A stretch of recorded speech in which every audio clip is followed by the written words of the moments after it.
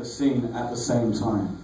And then we would be able to follow dots like a sniper rifle, you know, like a red dot, you know.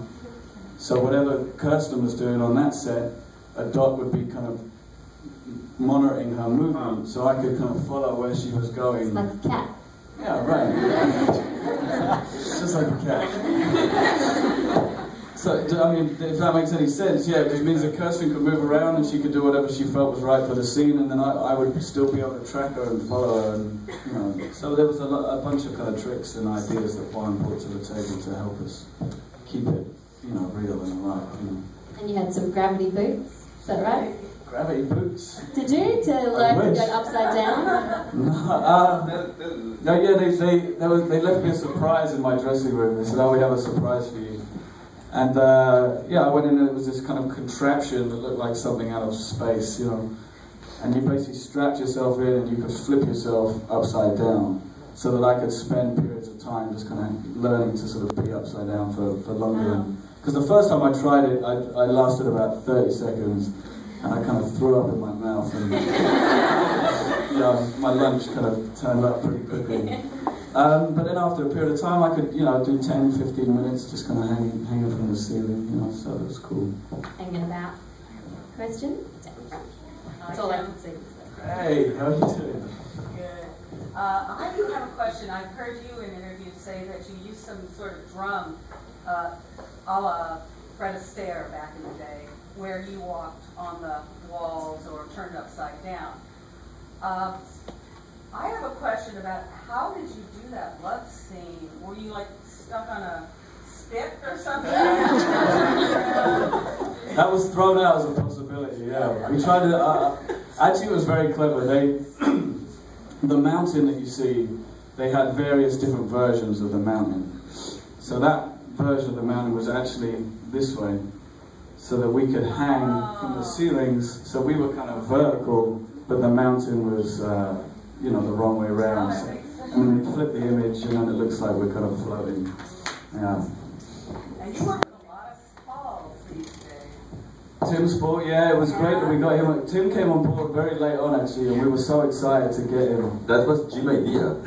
Yeah. Really? Yeah, we were trying to find a brokerage. I still can't say it. But, yeah, and I said to Juan, you know, you should look at this English actor, Tim Spall. And you hadn't really heard of him too much. You'd seen him in some Harry Potter. No. I didn't watch Harry Potter, so... And I was like, yeah, he'll be great. I mean, because I know his work so well from being in England. Done it before. Yeah. And then, of course, Ray, too.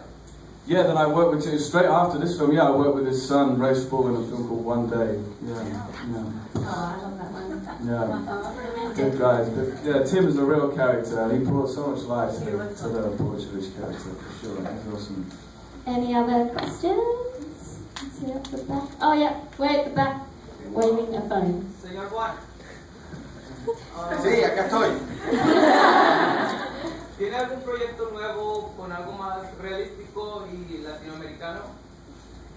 You want me to answer that? Okay, I say in English and then in Spanish and then in English. Sí, un proyecto muy personal, super ultra latinoamericano. Pero nada, lo estoy escribiendo, así que todavía no puedo realmente hablar, pero no es una comedia, es bastante duro en realidad, sobre nuestra realidad. So I'm working on a project about our Latin American reality, Down Below. So a Down Below project, very real, quite dramatic. So, yes. You sounded better in Spanish. Definitely. I wish I could speak it. Up the back in the middle there? Yeah. What was the most difficult part of the process, both acting and like with the cameras having to do both things like that? The most difficult part of the process, both for you and for Jim, technically? No, the difficult thing is to make that organic. So to find the way of shooting that at the same time to have actors acting together, improv together, moving, freedom. So that was a pain in the ass. But worth it really, no? If we don't do it this way, I'm sure we kill the movie. So in fact, when I start writing the script, I really start to think to try to find a way to shoot the movie in direct. I was 20 years a director of photography, so I know very well the technique of the set. And I have a theoretical idea, and then we go to see 3 big companies around the world, and the 3 big companies tell us that the idea was very interesting, but very, very, very challenging. But they think feasible, and at the end they do it. And so, Jim. The biggest challenge, I mean, yeah, for me it was pretty physical. I mean, there was some stuff that I didn't expect, you know. There's a scene when I first kind of go upside down. I mean, Lucia was talking about it earlier, but it's the scene where I'm in the kind of storeroom and I sort of flip upside down for the first time and I sort of take out the weights. And the way Juan wanted to do it was he basically built the room in the middle of the studio, and it was on a huge wheel. So the room actually spun 180 degrees, and I was in it just kind of bouncing off the walls. There was a few takes where I didn't quite make it, you know. But basically, yeah, I had to kind of go up with the, you know, the room was kind of moving and the camera stays on the room, so it looks like the room is still, but actually the room is moving 180 degrees. And I just kind of get flipped upside down, had to do a little kind of backflip and land on my feet.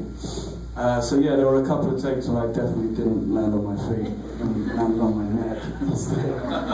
Wire work as well, was there? Yeah, and then there was some wire work, you know, all the stuff. I mean, that's actually a lot harder than it looks, you know. Painful, I've heard. Well, you're just hanging by your crutch while everyone else goes and gets a sandwich and a cup of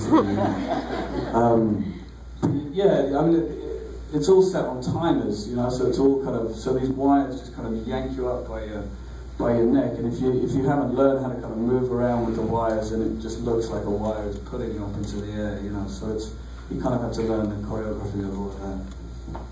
Any other questions down here? How did Eden and Bob know that Adam was still alive after he fell? Repeat, please.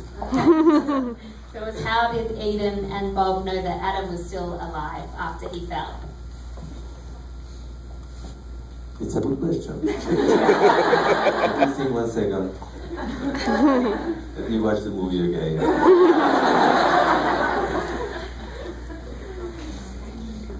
No, basically, it's Boruchovich who get in touch with, I mean, Boruchovich and Adam spend a day together, you know, in the garage. So, you know, there is always what you see and what is around a scene. I mean, you never see a character going to the toilet, you know, but they go in a movie like, you know, so I mean, so I'm sure, and you play with that when you read the script. I'm sure that, of course, Adam taught Boruchovich, you know, where he made this idea, and Albert and Co. So they speak together on Bob Boruchovich's garage.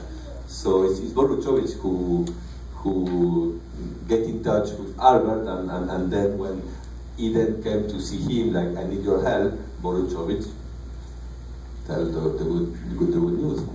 And I like to think that Eden, being half of a whole, just instinctively knew somehow, or had faith. And one other thing, you know, Eden, when she's sick and she loses consciousness, she receives these little flowers floating that are the one who Jim is doing, you know, under his desk.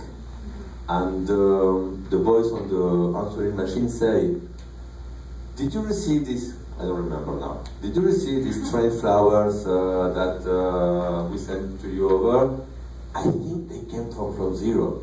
I mean, so that's Boruchovich who did that. So we know that Boruchovich is, you know, making his things around, helping Adam,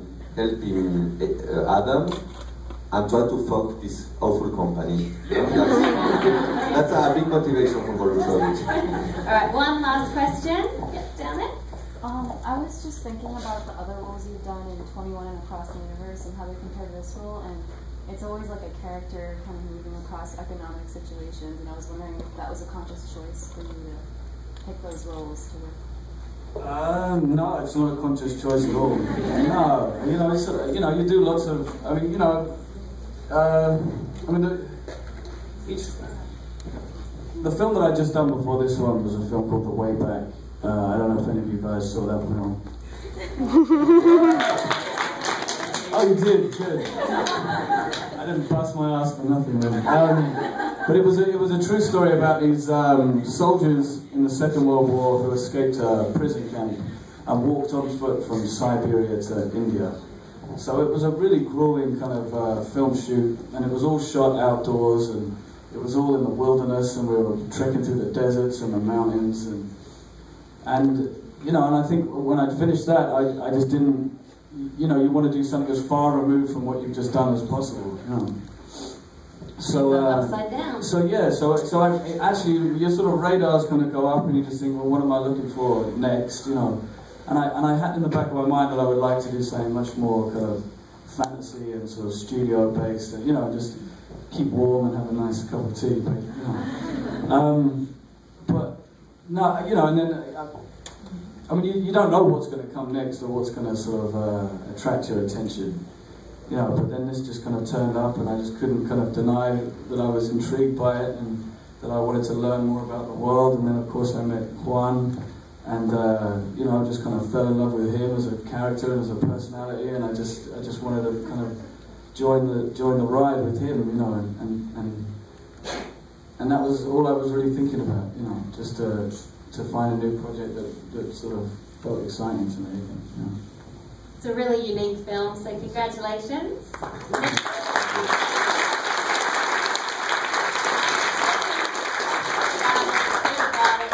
About Upside Down, because we want to see more of these original films being made. Please, please.